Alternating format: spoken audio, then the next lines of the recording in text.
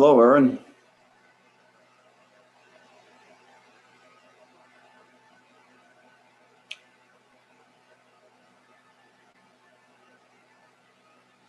Hello, Al. This is just Hi, Jasleen. Aaron's here as well. She'll be joining us. Is Avi going to be in? No, he is not. Okay. I wanted to introduce him to people, but I guess since he's not going to be there, it won't be possible.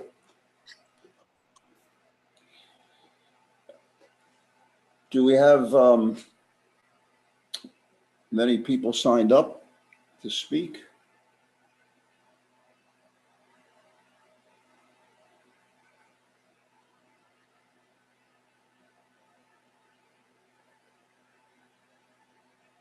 You're muted. I don't know if you heard me. I was wondering if we had anybody. Oh yes, we do have some of the applicants here. Okay. I also, once we have everybody in, I believe we should start the meeting with just announcing that 257 South Pearl, the mission project, is off the agenda. We did our best. Yes, I planned on doing that. Absolutely. Yeah, thank you. Did you or Brad inform the applicant? We did. We informed the applicant. We informed everybody that wanted to comment, sent written comments, and the community members, neighborhood association. So we did our best, but in case we missed a few, we might still have someone show up. So I figured that would be a good start. Yes, absolutely. Thank you. Thank you.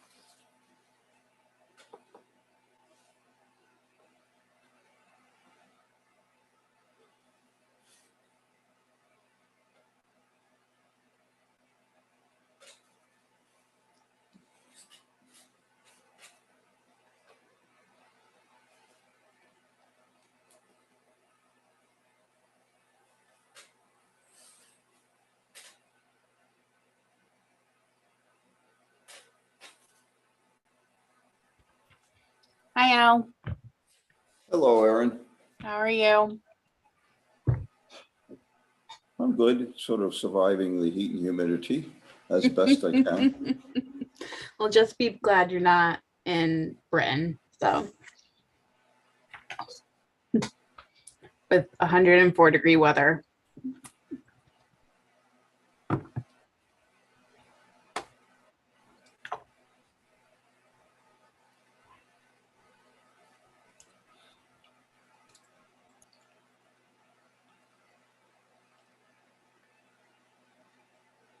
Jasleen, are you taking care of the timing? Yes, I will. As it happens that nobody at the moment except Councilmember Hoey is signed up to speak for 1211 Western. We don't have any other public comment. We were predominantly receiving comment for 257 South Pearl. Okay.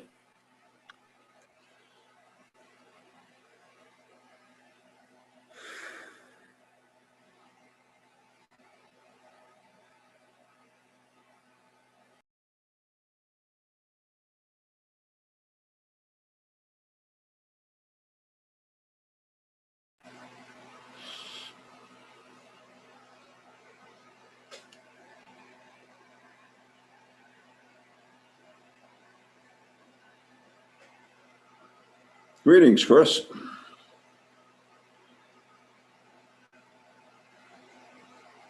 How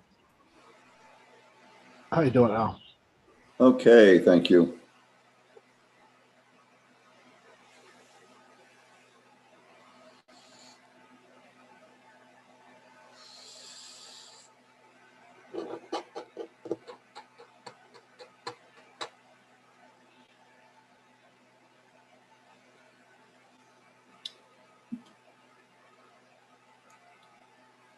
I have the meeting up, Erin and Jesleen, on my television.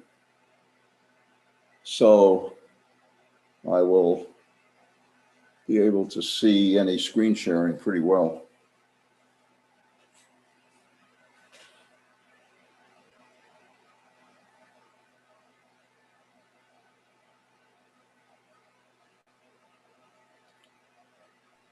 Good evening. Good evening, Martin.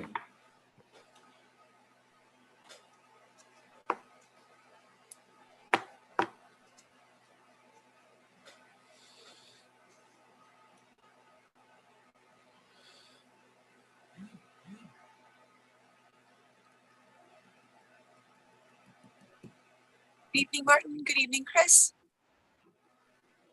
Good evening.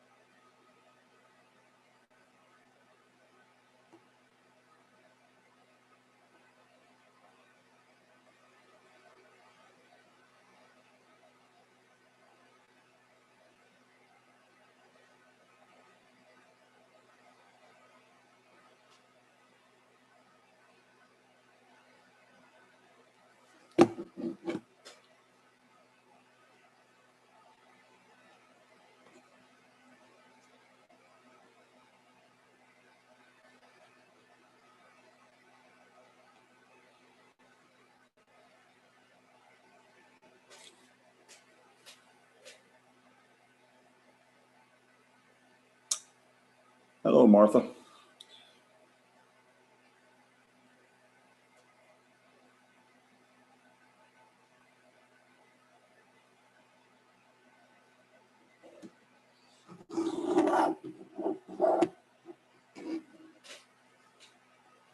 All right, we got two more planning board members to get on.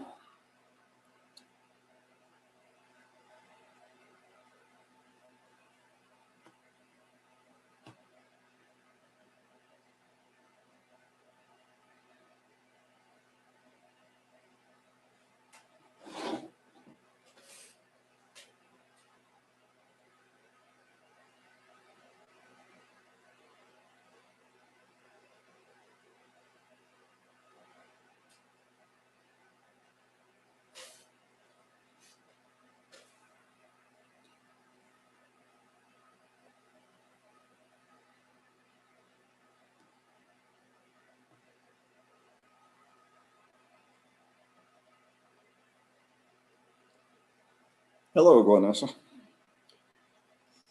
Hello.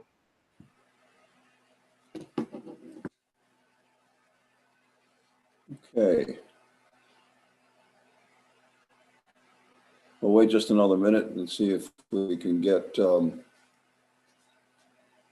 Kuchar, our final planning board member, up.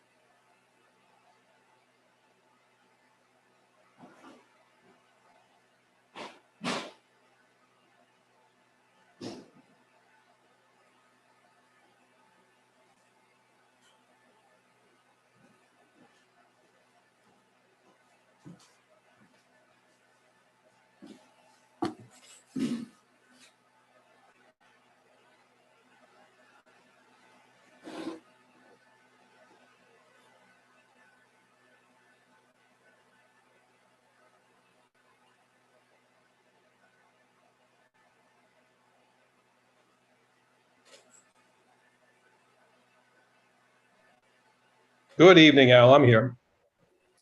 Okay, excellent. You missed me, didn't you? Well, I'm wondering if you were be still alive. Yes. All right. So it's not so much that you missed me. It's just you were upset that I wasn't here on time at 6 o'clock. Am I hearing that correctly? No, we're fine. Glennis, we'll Glennis, start. I see you smiling. You don't buy it either, do you? No, I try to take people where they are.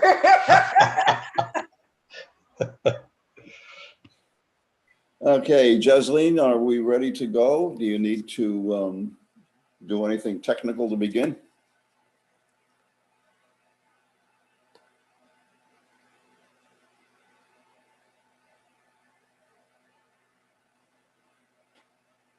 We're ready to go.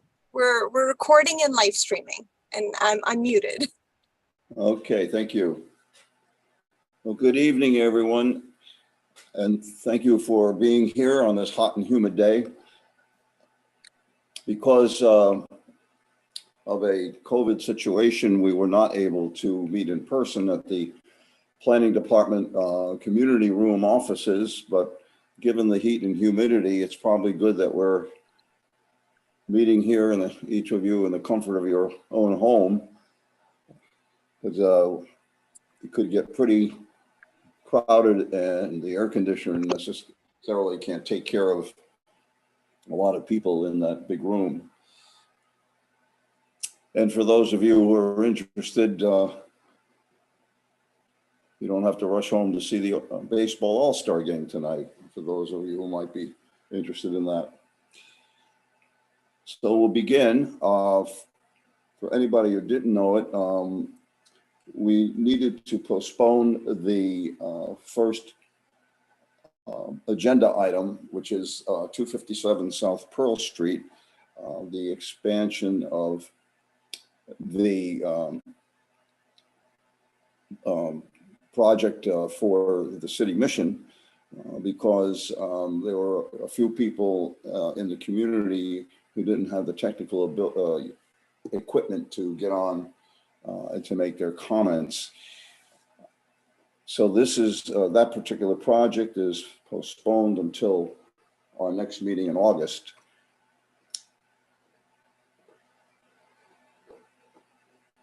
So I will begin first by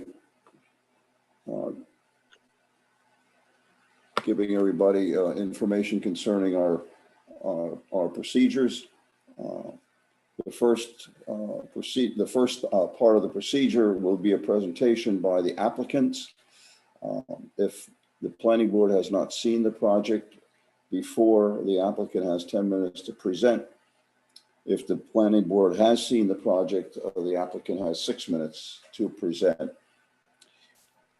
The board then would ask questions of the applicant. And after that, the public will be able to comment. Individuals from the public have 3 minutes to make their comments.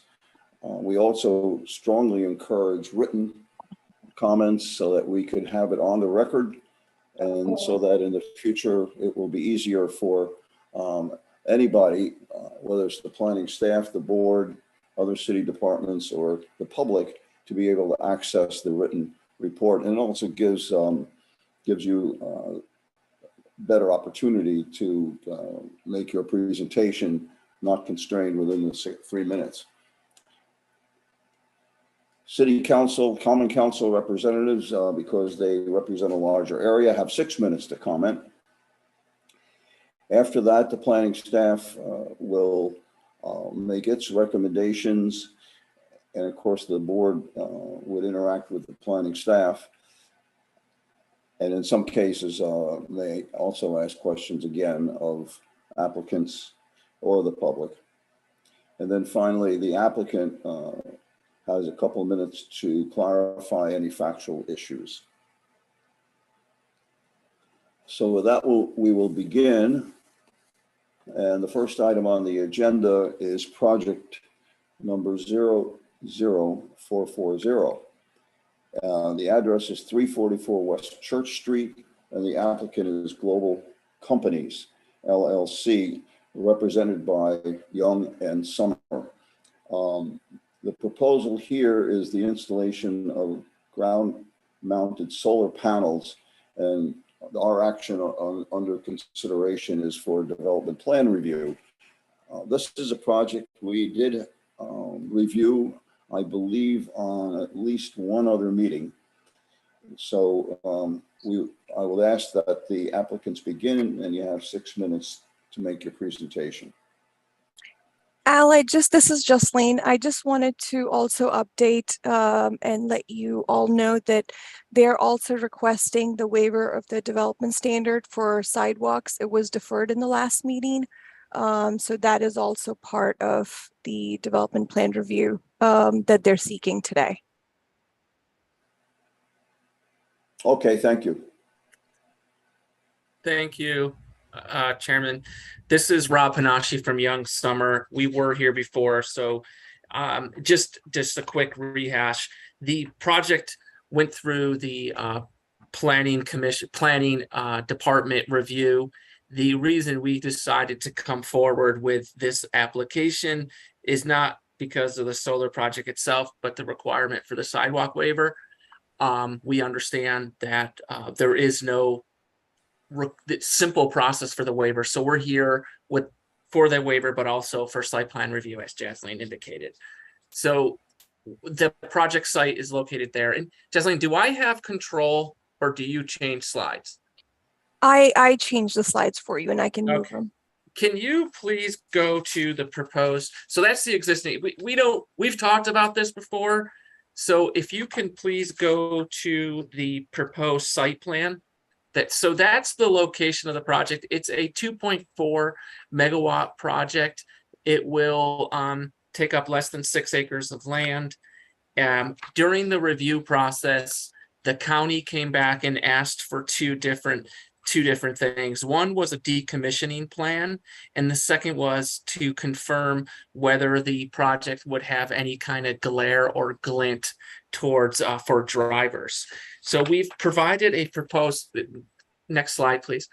We provided a proposed decommissioning plan. That plan itself provides the time when the project company has to decommission. It's going to be 12 months. It has, in order to decommission, you need to be stop producing electricity for a 12-month period. This plan also sets forth what requirements will be, what needs to be removed, what things have to go away. Essentially, what Global will have a third-party operator. Global wants this property to be put back to exactly what it was on slide, if you wanted to, slide 4. So that was the decommissioning plan. The other one, if you can go to the next slide, please. So this is a superimposed image. What you see here is the panels will be parallel to the terminal, to the tanks, but will be perpendicular to the road. One, if you could please go to the solar modules. One important factor here is it's something I didn't know until I started working on this, is that if these panels actually had glare, they would be losing money, because you don't want them to have any glare, because then they're not absorbing the energy. And then there's a difference between glare and glint, which is provided here. You won't have glare here, so to speak, because it's not going to be for a long period of time. You're only going to be there for a couple seconds. And in the example here is a glare study analysis. We've had to do those at airports when you're going near solar. We've had solar projects next to airports, and they need to make sure there's no glare in there. And so the best example is glint is a couple of seconds. Glare is a minute, is an airplane approaching. Next slide, please. So getting to this, if you will, the nuts and bolts of what we're trying to show here is this one is just an overview of it. If you can please go to the next slide. We're looking at, this is the project, and you're looking out towards 787. You could see where it says visible area of 787 McCarty Ave, and then you could see the CP Kenwood building. keep that in the back of your mind. We're going to get to another slide that helps show what the importance of that building. If the next slide, please. That's just another picture, again, showing the Kenwood building there's next to the green, I guess you would call it temporary structure. Thank you. All right. Sorry to keep pushing along, but I know I'm at 4 minutes. The next slide, this is helpful to see. If you look here, this is at the edge of 787. So the point here is that even if you were in a semi truck, you couldn't see it. What's important from when you're trying to figure out from a glare glint study is not what a passenger could see, but what a driver would see. And you can't, if you look there, there's barely anything visible, maybe a small section of it to the left of the building where there's anything visible for the actual panels themselves. Is that 787 that we're seeing there, that little gray strip? No. The person taking the picture is on the shoulder of 787. And then what is that what are we looking at there, that little piece of concrete? That little piece of concrete, that is Is that just an access? the on-ramp. That's it. Can you go to the next slide? Yeah. So this is where he took the picture, where the arrow is. Oh, okay. And there's the on-ramp. Yeah. Thank you. Yeah. The next slide, please.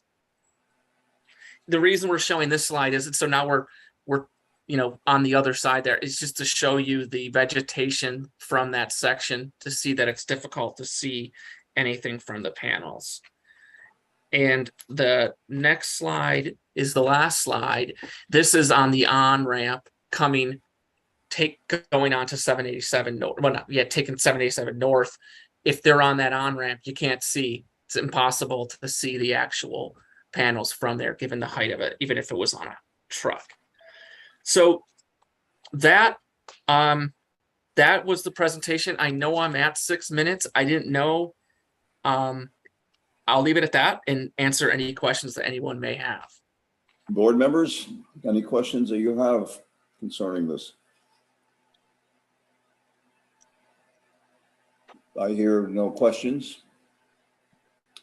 Okay, planning staff, can you give us your findings?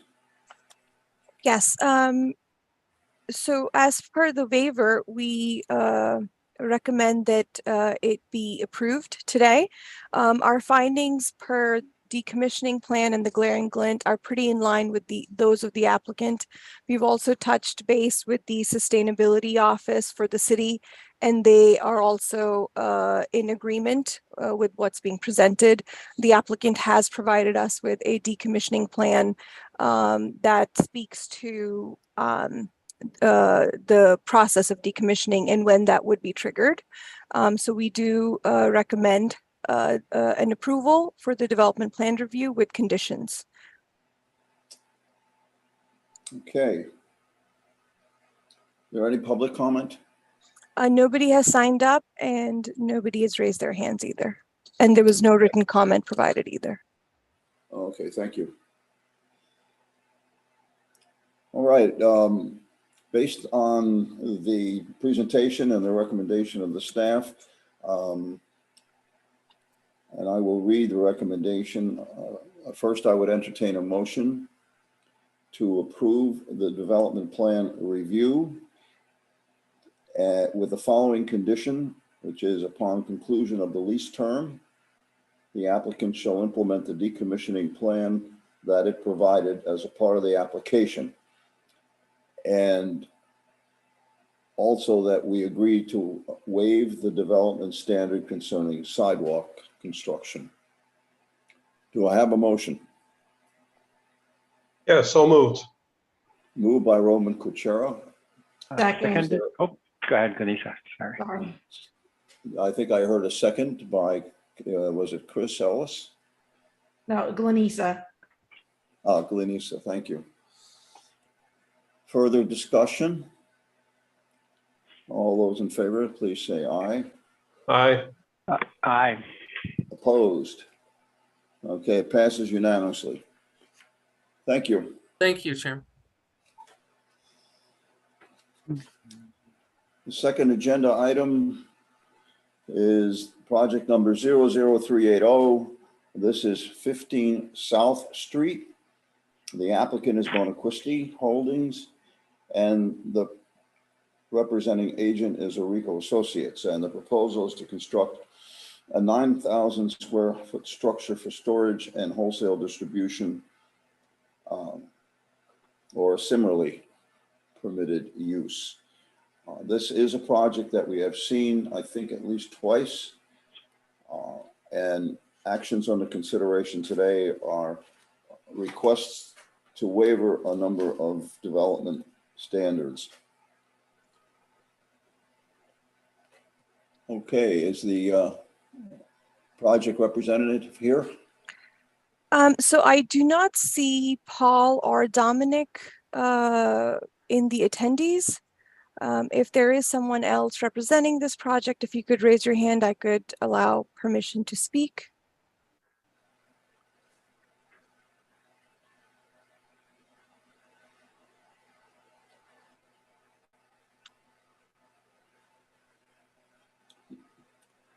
Al, it looks like there is nobody from the applicant side.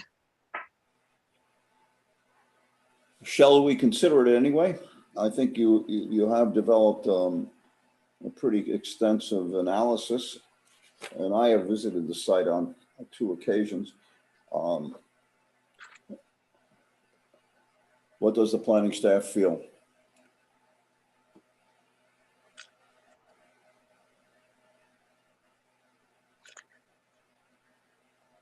I would recommend that we move ahead. I will also let Erin share her perspective. Martha, unless I'm wrong, I don't believe that there's any like legal ramifications for the board to take action, correct, without the applicant being present? I'm just looking at the rules of procedure and I'll confirm in just 1 minute. Thank you.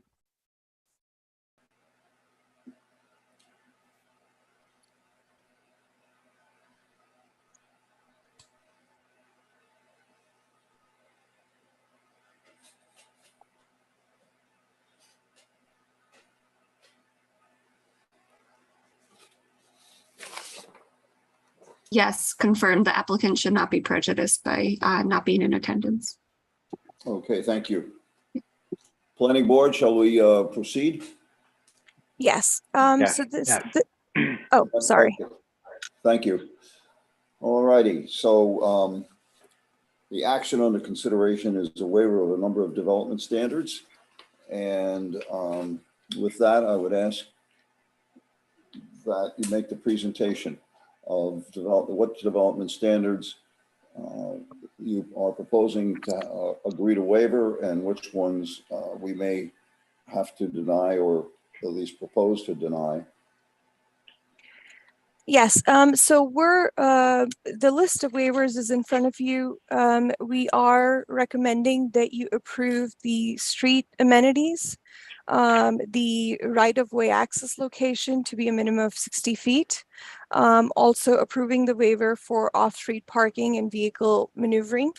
Approving the waiver for the loading spaces that's required within the required front yard. Also approving the waiver for the minimum 20% of the area required between the front line and the facade of the building to be landscaped. Also allowing for only 1 street tree to be provided on Champlain, and the other 2 we have, so total trees required would be 9, but they have provided at most that they could, which is 7. So we're waiving the 2 tree requirement. So we recommend to approve these.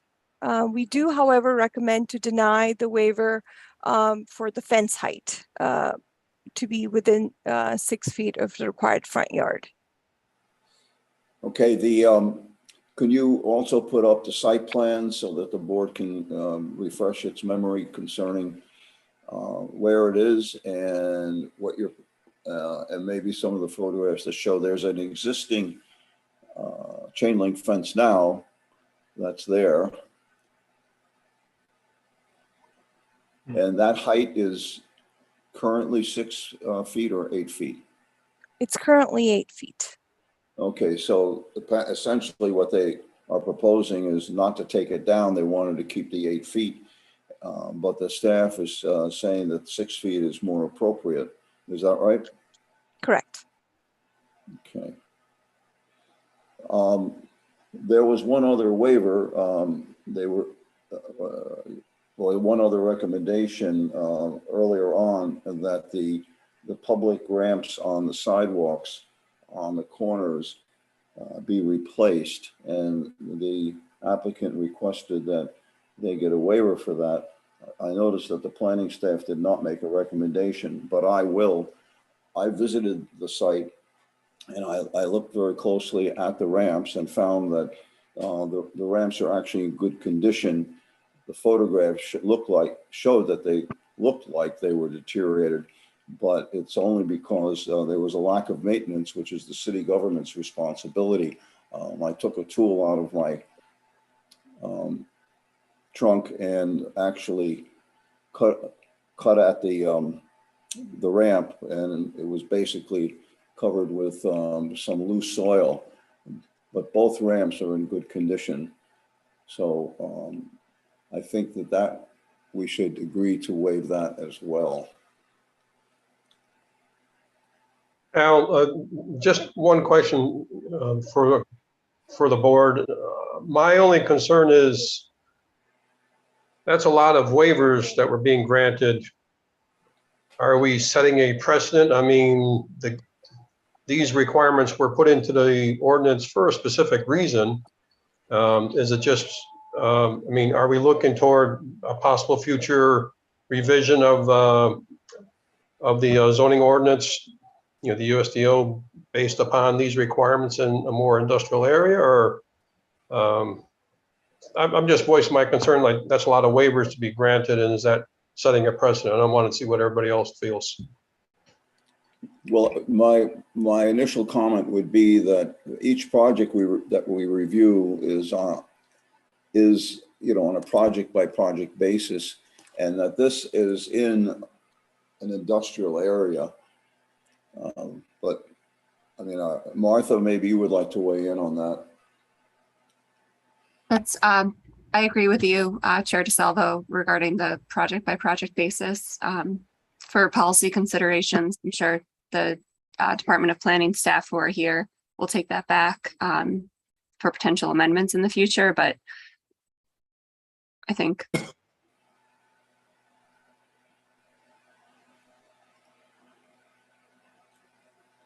Okay. Does that satisfy your concern, Roman? Yeah, I just, like I said, I don't want to see if we're setting a precedent, and if we are, then you know, maybe these revisions should be made to the USDO to apply to all properties within this zoning district. So that's just something to consider. If I may, Yes. so there has been some updates as we're revising the USDO and getting ready for the annual report for the USDO. So we are addressing some of these, so we don't keep seeing waivers and they're not encouraged. So we are reviewing in the process of. Okay, good. And then that would include sidewalks in the port of Albany, right? Yeah. Yeah, Well, exactly. sidewalks. All right, good. I want to bring it up just as a Yeah. concern. Thanks. Absolutely. I think what happened here is that when the zoning ordinance the USDO was developed, some of these sections were applied to a large area, but there wasn't a consideration, I guess, that the heavy industrial areas fell within some of these categories. So that's why the waivers now exist. We'll also Okay, just bring anyone? up, oh, sorry, Al, can I just, the request for the new 88 ramps did come from traffic safety. I'm not sure if they have standards for the reasoning behind it, or if it was just a repair request, but we had reached out. Bill Trudeau, who is from Traffic Safety, is currently out of the office, but that request for the replacement did come from their department.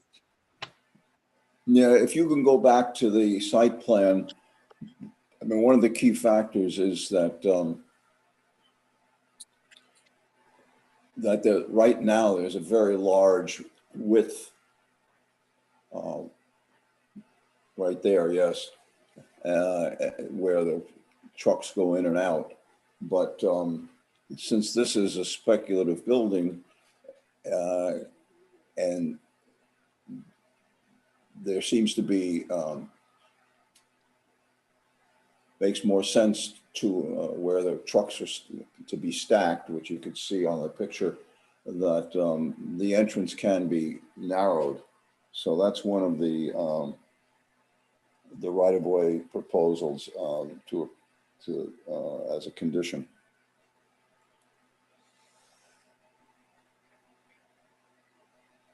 Okay, so I will entertain a motion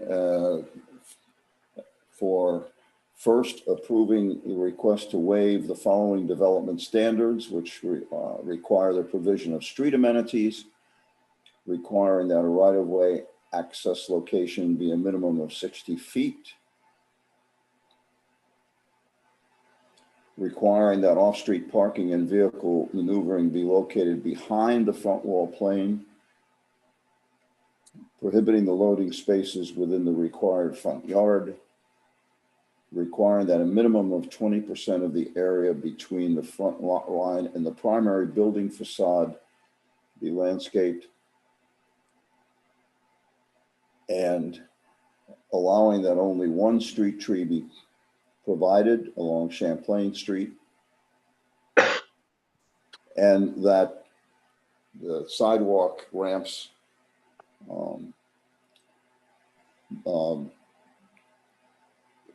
do not have to be rebuilt. Secondly, to deny the request to waive the development standard specifying the maximum fence height of 6 feet. In other words, they would be having to replace the fence and make it 6 feet high. And then finally, approve the development plan with the following condition, which is that the right-of-way driveway on Champlain Street shall be reduced in width to the maximum extent practicable as determined by vehicle turning and movement templates, which will be reviewed and approved by the chief planning official, and I assume also by the Department of Traffic Safety. With all of that, do I hear a motion to approve? So moved. Second. Okay. It was approved. It was proposed by who? I don't know. Martin. Who that was. It was me. Okay, by Martin Hull and seconded by Roman Kuchera. Any further discussion? Just curious, there was no comments from the public? No Oh, comments from the Yeah. public, no written comments either.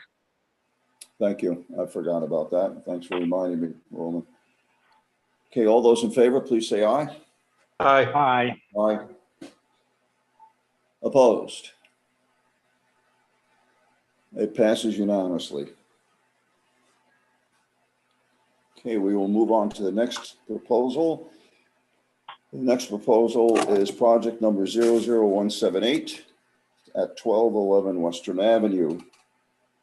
The applicant is DMG Investments, represented by VHB Engineering, and the proposal is to amend the previously approved development plans involving modifications associated with a water line connection and resulting changes to utility installations. This is an amendment of an already approved development plan. I believe most of the planning board was present when we developed this, approved this plan after many, many meetings, and it is currently under construction.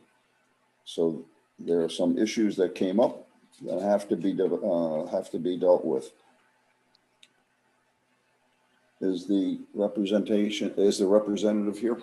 Yes, we have two representatives here for the project. Mike and Trevor, I'll let you take the floor. And I would mention, since this is basically a number of issues have come up, I would grant that the presenters could use a full 10 minutes if necessary. Okay.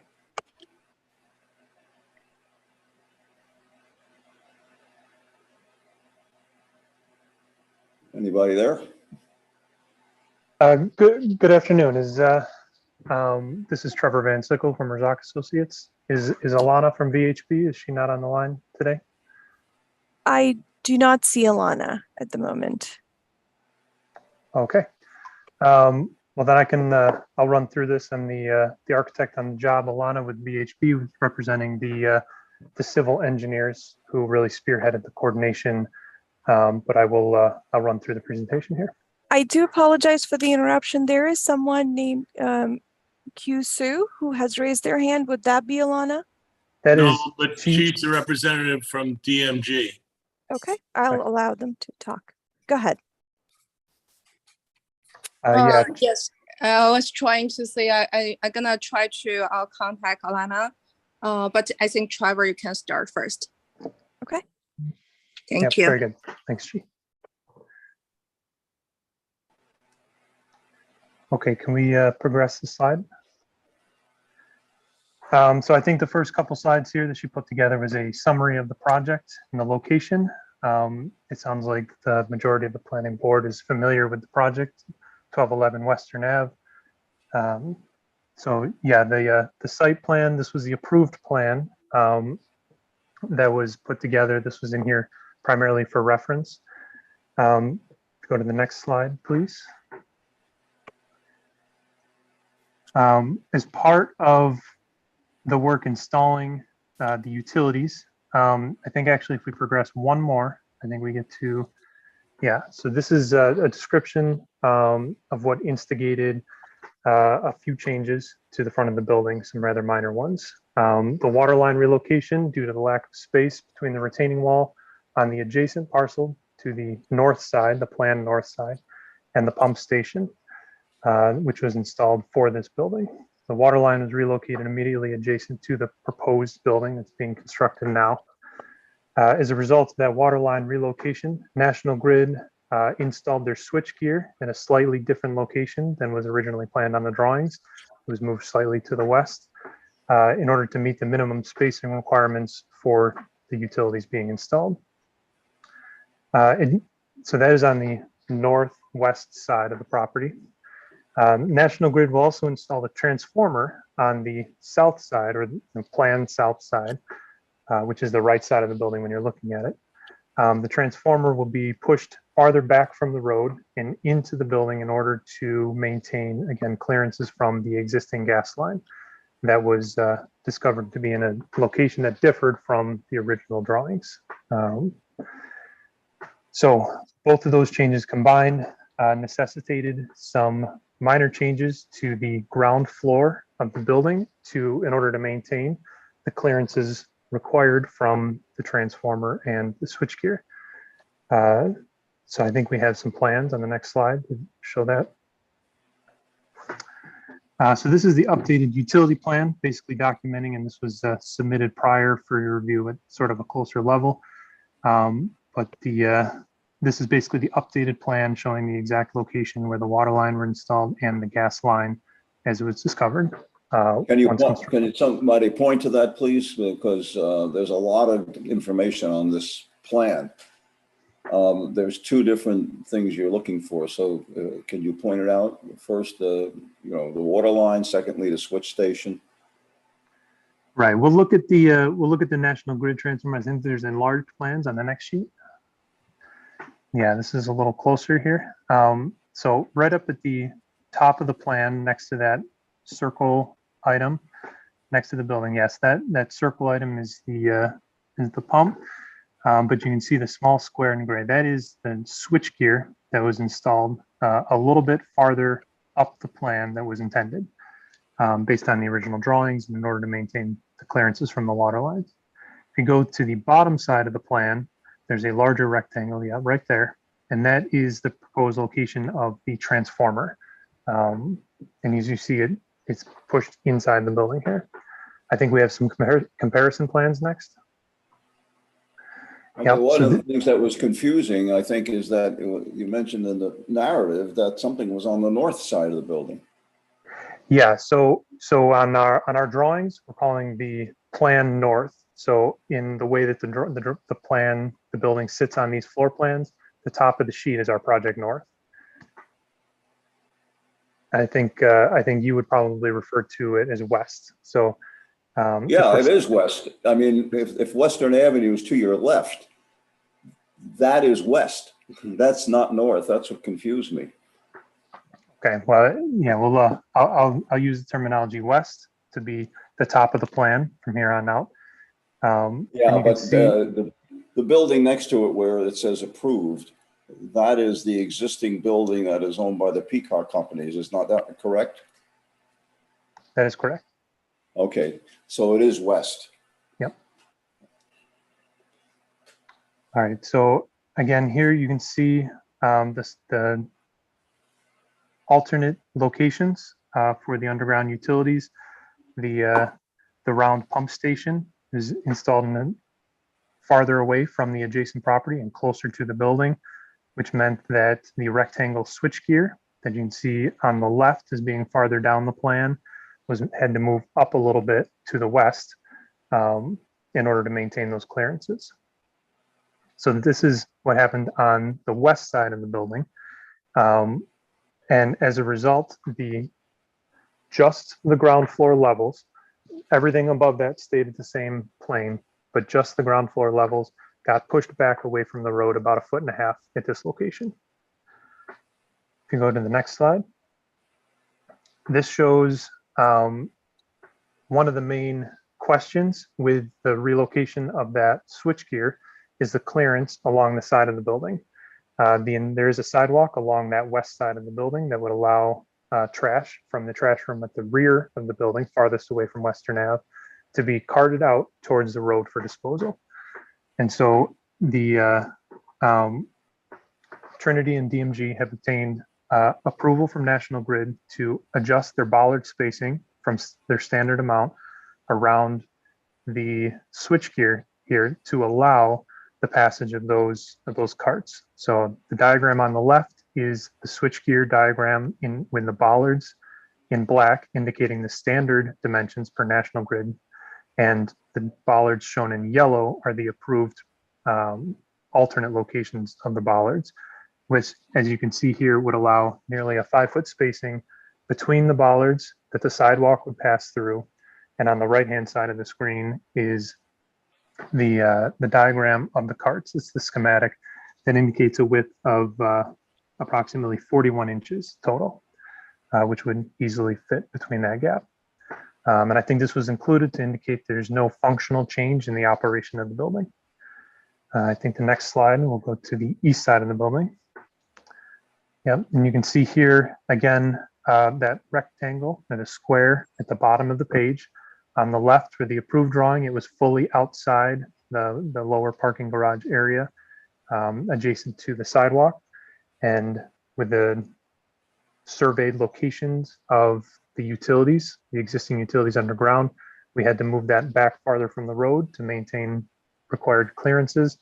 And so we opened up a new opening in the parking garage and half recessed that transformer with National Grid's review and approval, of course, into the building farther away from the road and the sidewalk.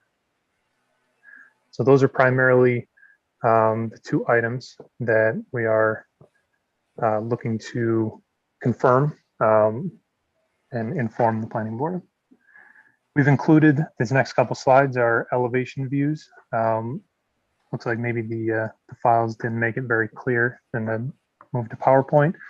But these are the updated elevations that were sent ahead of time. So hopefully you got a chance to review those with no appreciable change to the character or nature of the building.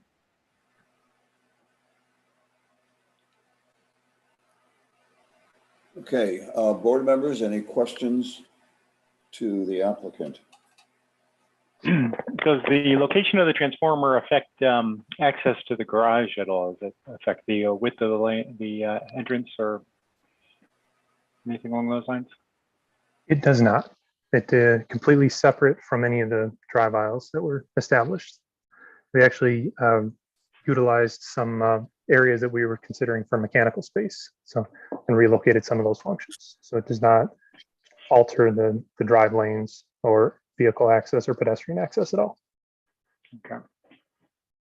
And I remember there was a concern about access to the parking garage where we currently have overhead lines. Those overhead lines will still be removed and placed underground? That is correct. Okay. And the initial problem that seemed to cause all these changes, the water main, how was that determined that there was an initial problem? How was this missed? Maybe Chi or Mike, would you be better able to speak to that? Yeah, this is Mike. I can speak to it if you can hear me. Yes. The issue with the water line was that where it was shown on the original drawings, approximately a year ago, we met with Neil on site and determined that the water line could not go where it was shown on the initial plan, underneath the sidewalk and behind the curb, because of an underground concrete vault and utility lines for your cable and TV and so forth. That would Jasleen, not would you go permit back the to the water line drawings, to go please? there.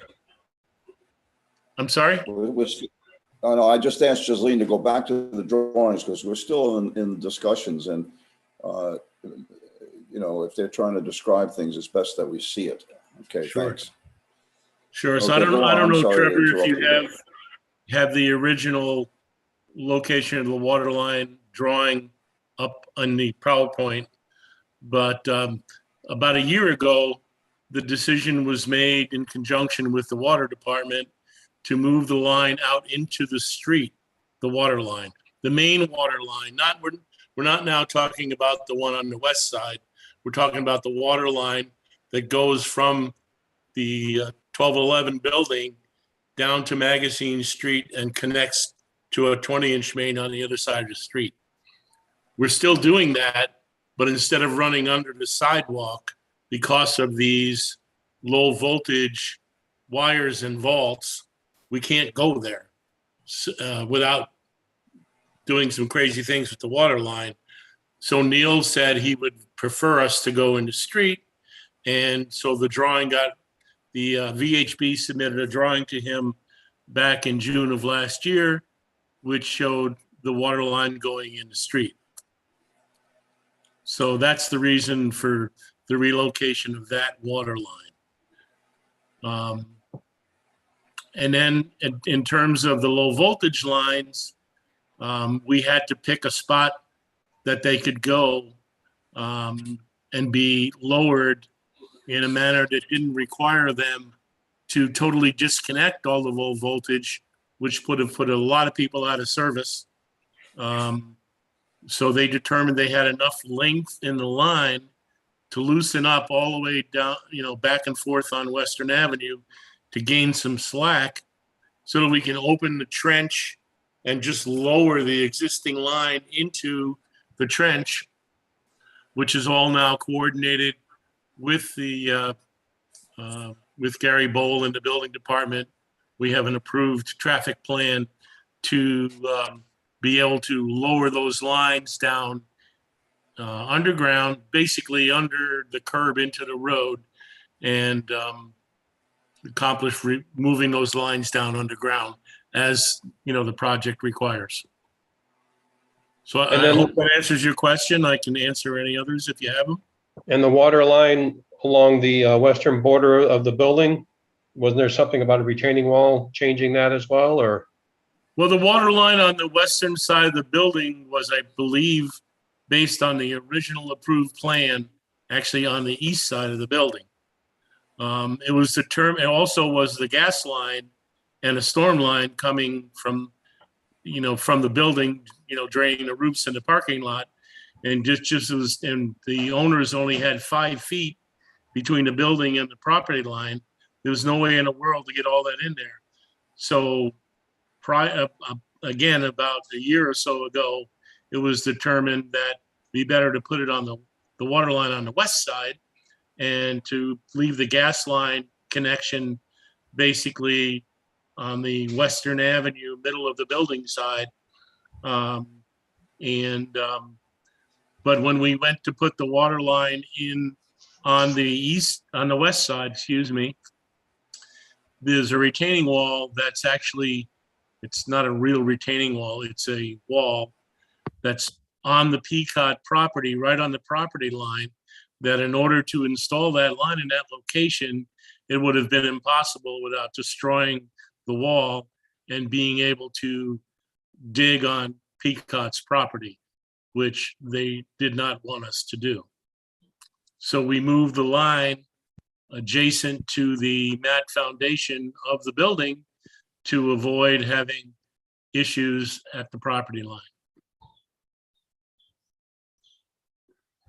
Okay, And further by the way, Neil from the water department was aware of that. Other questions?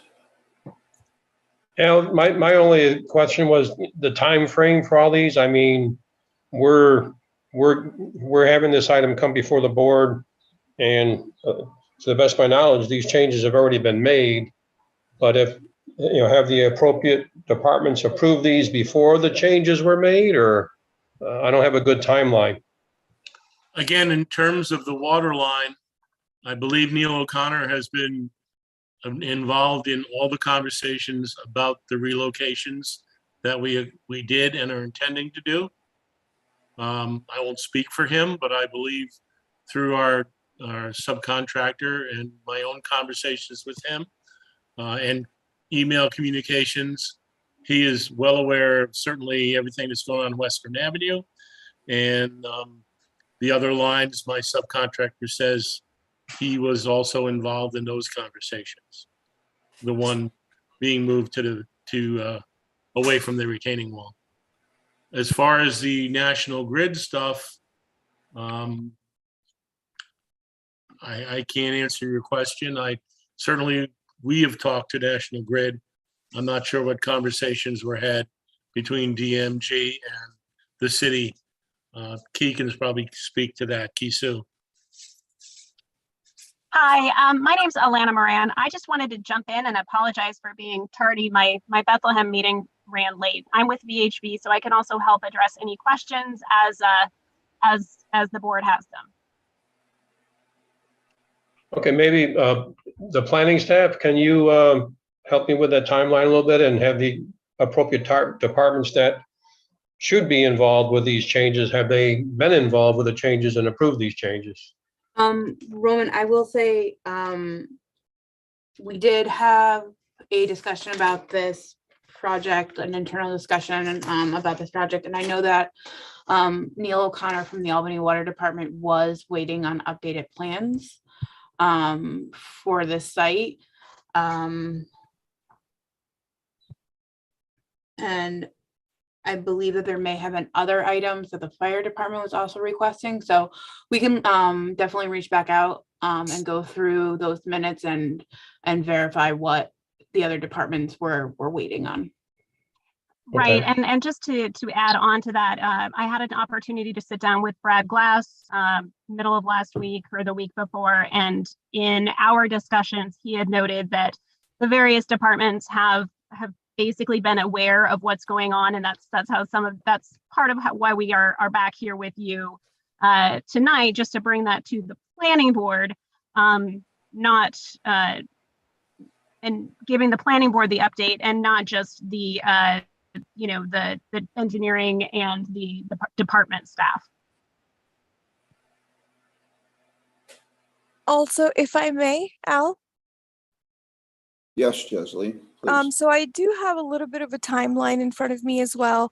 On January 8th, Councilmember Hoey had. Before you go into that, I want to Yes. ask that. So planning board members, have you read had a chance to read the staff timeline. It was on the report that was sent yesterday or early this morning. Yes. If you all did, I don't think you have to go through all of that again, Jocelyn. Okay. But I just want to make sure everybody's up to date. I don't want to cut anybody out of this. If everybody's up to date, I think we're okay with the timeline. Yeah, my only concern is the what other action, before we take any action on our end, I want to make sure that all the appropriate departments that have been affected by these changes have also signed off on it. Hi, hello. This is Chi from DMG. Just some update.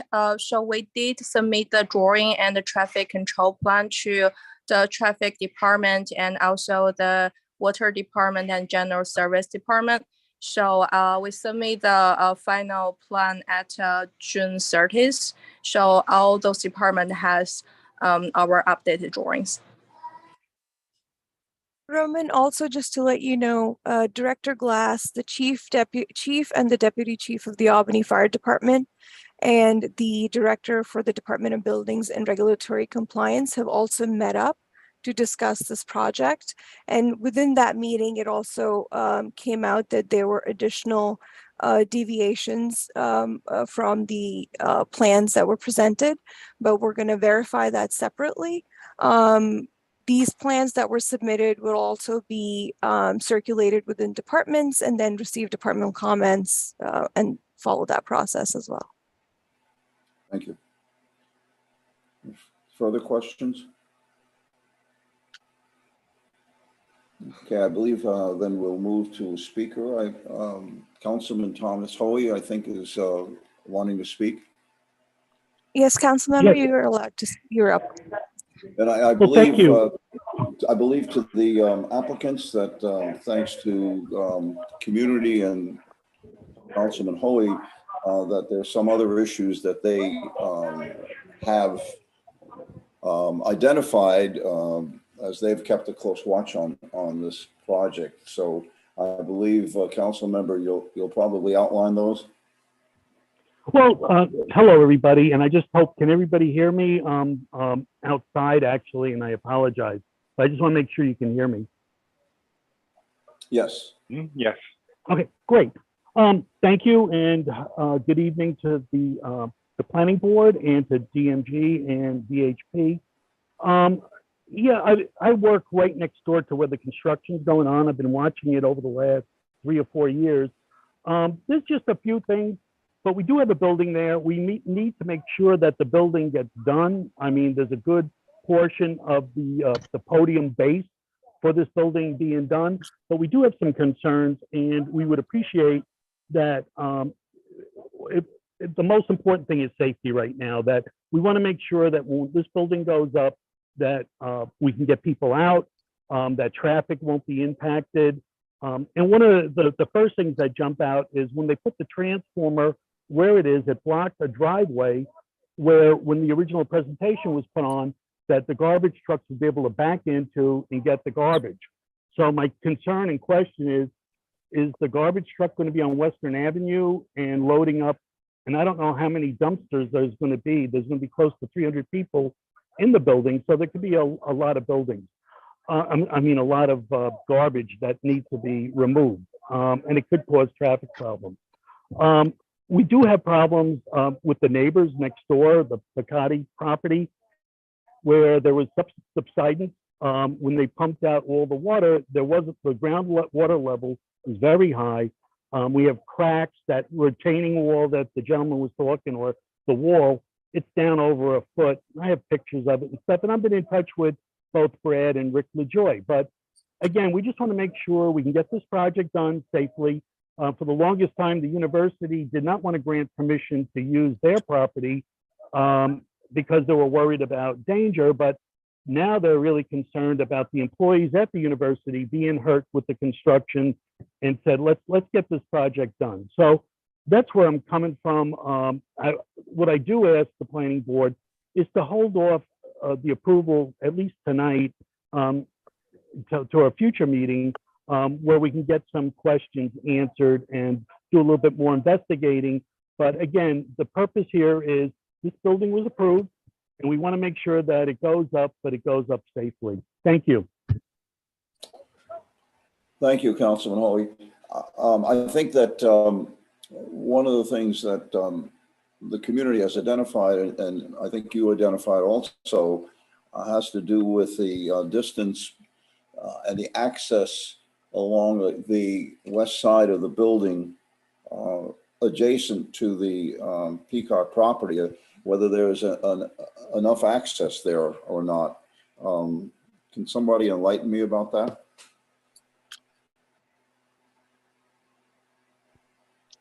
Would it be possible to put the site plan back up? I didn't understand what you said. I was just asking if the site plan could put back up so that we can show that. Oh, okay. Yeah, where the west side of the building is.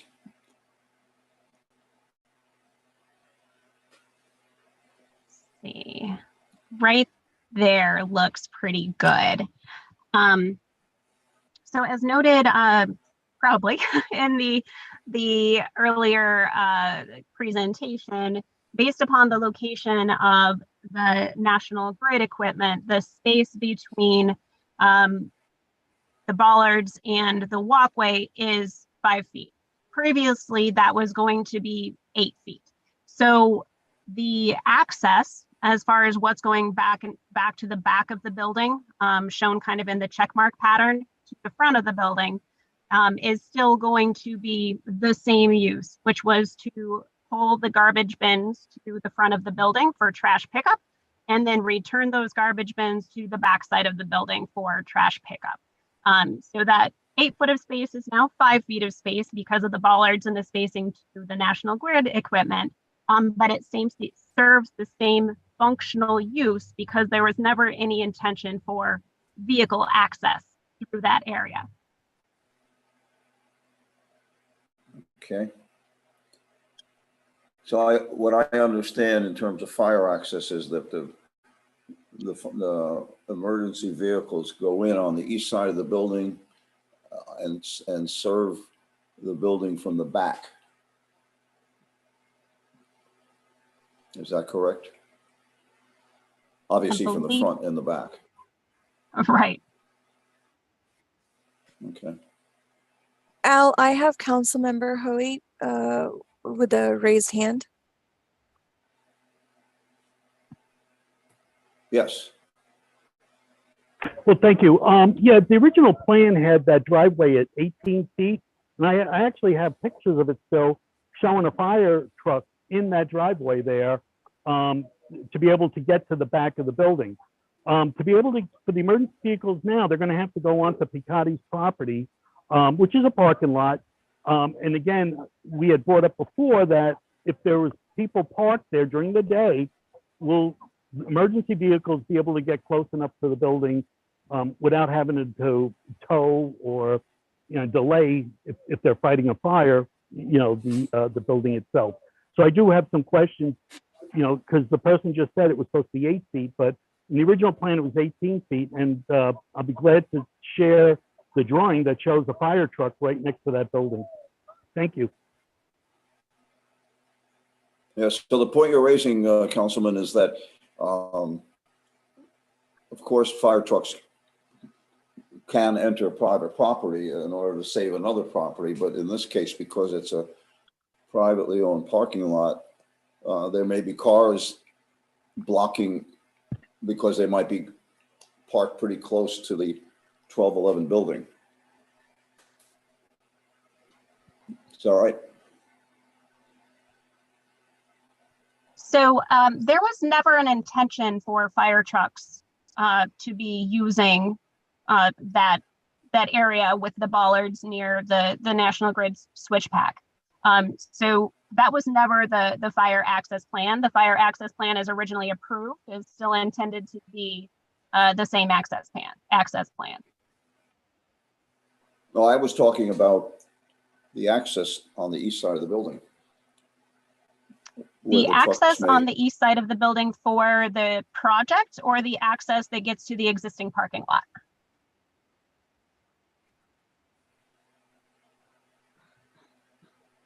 If there's a There fire, are no change, the fire the trucks proposed have- project, right? So the proposed project has access along the frontage to provide full access into the parking structure, right? So the underground parking.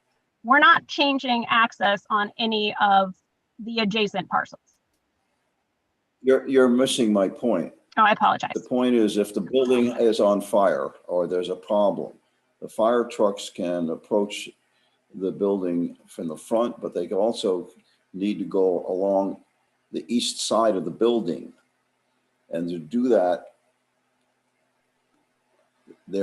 is there enough room for them to go on the east side, or do they have to also drive onto the private property, which is the open air parking lot immediately to the east of the building?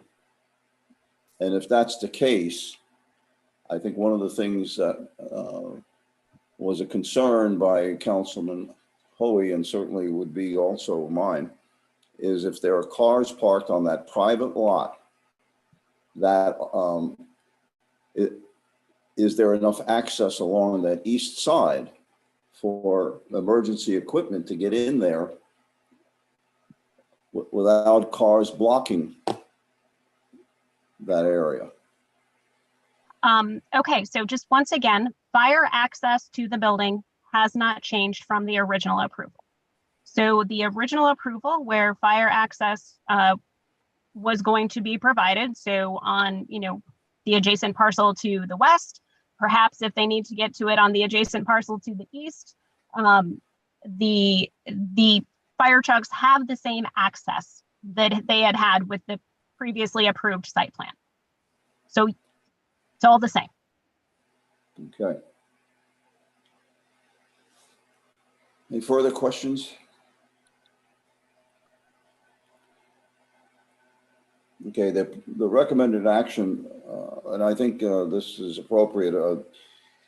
There's a number of other items that have come up for concern, and the recommended action by the planning staff is to defer action on the site plan amendments until it is clear that any and all amendments to the approved site plan have been identified and placed before the planning board again for review.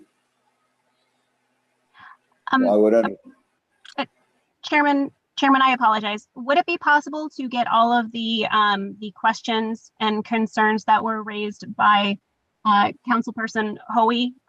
Because he did identify one, but if there are other things that we would be able to address and have ready to get back to you all at the next planning board meeting, that would be great. Well, I believe that the planning staff will have those questions, but also has reviewed other issues that have come up, and definitely we would be able to hopefully take care of all of the amendments by the next meeting. But before that, the chief planning official, Brad Glass, and the professional departments can be meeting with you to go over all of those issues. Thank you. So I would entertain a motion to defer action on the site plan amendment until it's clear that any and all amendments to the approved site plans have been identified and placed before the planning board for review. So moved. Second. Second by Lisa, moved by Roman Kuchera. Further discussion? All those in favor, please say aye. Aye. Aye. Aye. Okay, it's unanimous. We will defer action until the next meeting. Thank you, Mr. Chairman. We appreciate it. Thank you very much. And thank you, Councilman Hoey, for being diligent and checking this out. Thank you. The final item on the agenda is project number 00479. The application is for 48 Delaware Avenue and 234 Myrtle Avenue. The applicant is Ron Stein, and this is in the mixed-use zoning district, and this is a proposal to construct a 9,758 square foot parcel for a parking lot,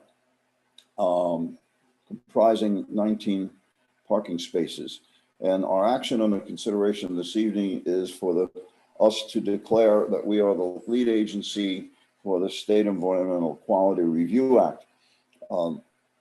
This proposal, ladies and gentlemen, is being developed as part of the proposed development down the hill at Myrtle and Lark, where there wasn't enough parking, and the developer needed to find a place where he can get more parking. And he has found this site. It's a vacant lot at that corner of Delaware and Myrtle Avenue. So Mr. Stein, are you available? Yes, hi, I'm back. Thank you. And again, this is a concept review, so we're taking no action on it tonight, except we can certainly ask questions and look at the site plan and see what's going on. Go ahead, Okay. Mr. Stein. Sure. You know, I thank you, everybody. Hello again.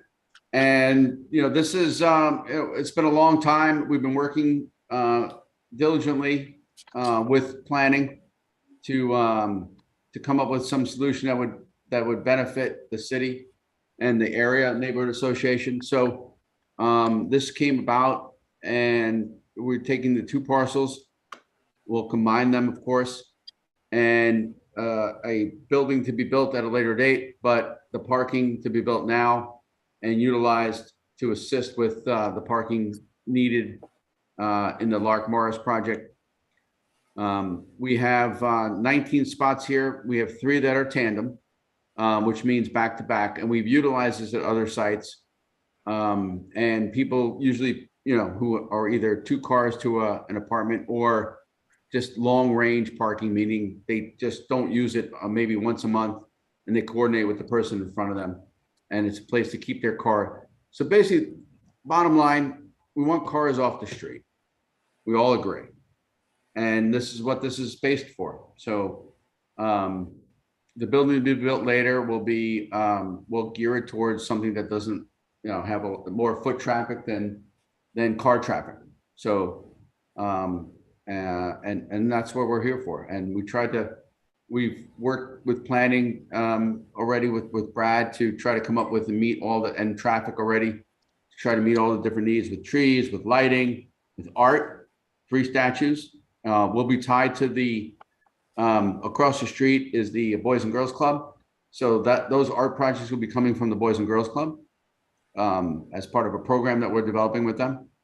We're working closely with them quite a bit now, and great organization. And we're excited. We're excited to move this project forward, both projects forward. So. Okay, thank you. Questions to Mr. Stein? Again, this is just a concept review. We'll have plenty of time to look at it again, but are there any questions? Whoops, we lost the site plan. Ah, there it is. Thank you. One question I have, Ron, is why the tandem spots? Because most of the people that we're seeing going into these apartments, some of them don't even own cars. And you also have a good bus lines there.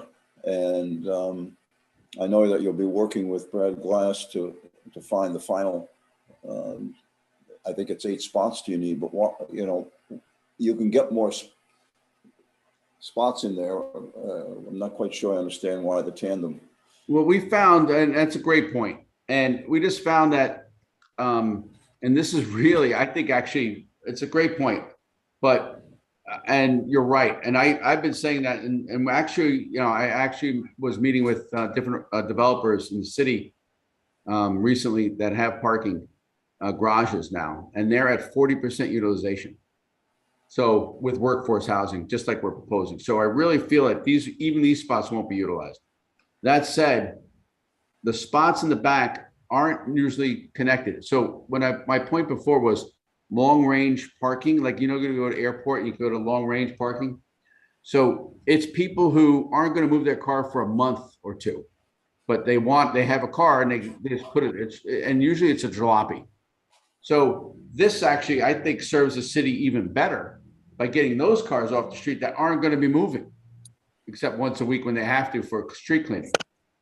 So there's usually one or two or three, and that's why we have 3 cars that people have. They can't afford it. They're not very nice cars, but at least they'll be off the street, and that space is a lot cheaper than the front space, or because it takes time. You have to notify us that you want to move it and things like that.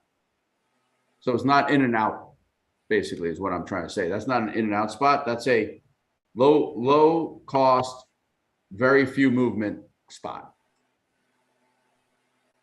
And again, we're just trying with the concept of getting cars that don't move off the street. Other questions from the planning board?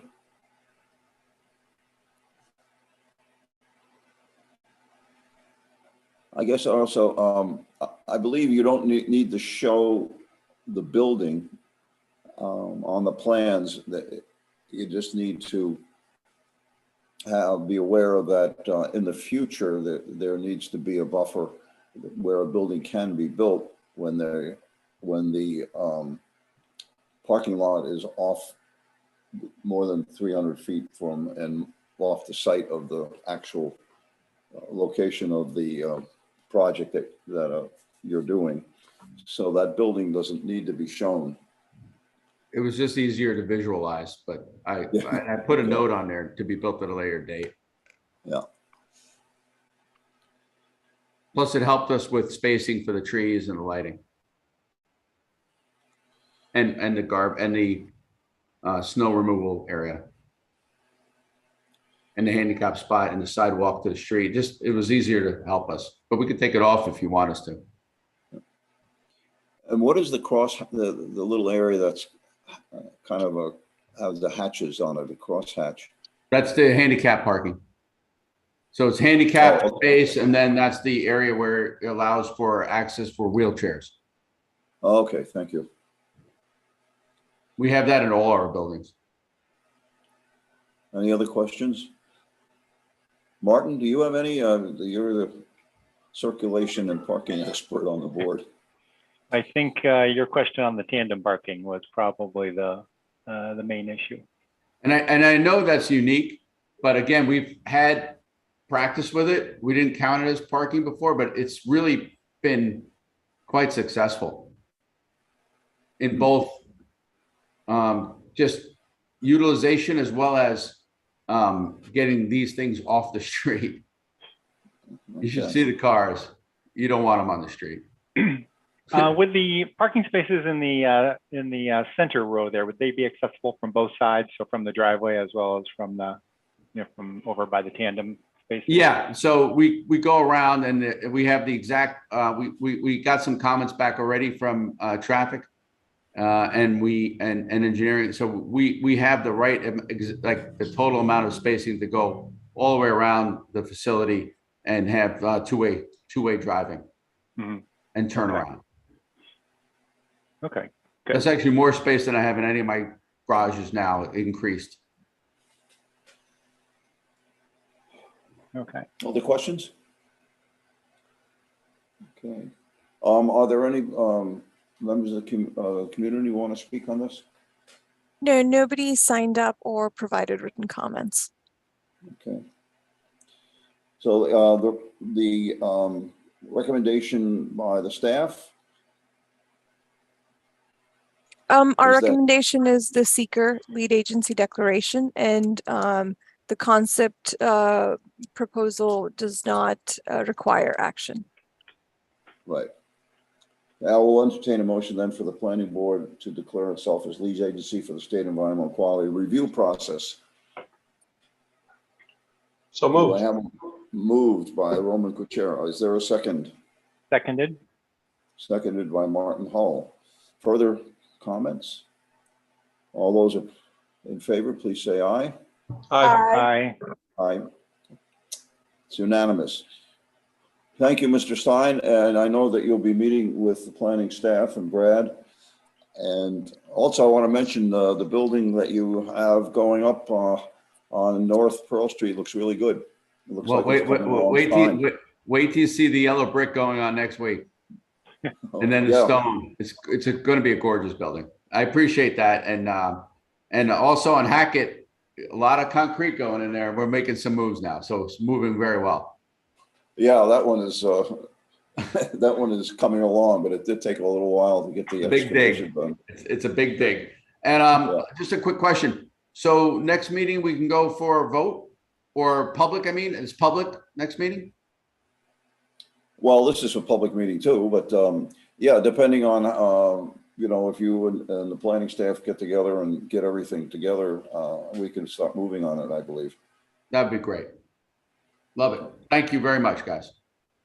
Okay, yeah, just make sure that you meet as soon as possible because we do have lead times that are required by law so that if you want it on the next agenda, there's a fairly substantial lead time so we can advertise this. So it's important to stay connected to the planning staff. As much as they let me. Okay, Thank you. thank you. Is there further business to come before the board? That is all for today. Okay. All right, all those in favor of adjourning, please say aye. Aye. Aye. Aye. Okay. Thank you very much, and we'll see you soon. Stay cool, everybody. Yes, exactly. You too. Take care. Thank you all. Enjoy the game, Al. Bye-bye. night. Bye-bye.